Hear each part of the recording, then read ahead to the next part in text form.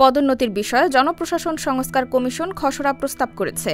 কোনো ধরনের আলাপ আলোচনা, সমীক্ষা এবং মতামত ছাড়াই কমিশন একতরফা সিদ্ধান্ত নিচ্ছে বলে অভিযোগ করেছে বিসিএস প্রশাসন, স্বাস্থ্য ও সাধারণ শিক্ষা ক্যাডার কর্মকর্তারা। প্রশাসন ক্যাডারের কর্মকর্তারা কমিশনকে খসড়া প্রস্তাব থেকে সরে আসার আহ্বান জানিয়েছে। জনপ্রশাসন সংস্কার কমিশনের প্রধান আব্দুল মুইদ চৌধুরী বলেছেন, ভবিষ্যতে পরীক্ষা ছাড়া সিভিল সার্ভিসের উপসচিব এবং যুগ্ম সচিব পর্যায়ে কেউ পদোন্নতি পাবে না। কমিশন সরকারের কাছে এমন সুপারিশই করবে। একই সঙ্গে উপসচিব পদে পদোন্নতির ক্ষেত্রে প্রশাসন ক্যাডার কর্মকর্তাদের জন্য 50 এবং প্রশাসন ছাড়া অন্য সব ক্যাডার থেকে 50% কর্মকর্তাদের সুপারিশ নেওয়া হবে।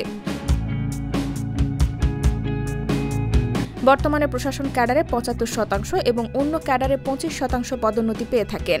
আব্দুল মুইদ চৌধুরী বলেন, এই বিধান বাতিলের সুপারিশও করবে কমিশন। জুডিশিয়াল সার্ভিস কমিশনের মতো স্বাস্থ্য ও শিক্ষাকে ক্যাডার সার্ভিস থেকে আলাদা করার জন্য সরকারকে সুপারিশ করবে জনপ্রশাসন সংস্কার কমিশন। একই সঙ্গে অন্য ক্যাডারগুলোকে নিয়ে 5টি গুচ্ছ করারও সুপারিশ দেবে কমিশন।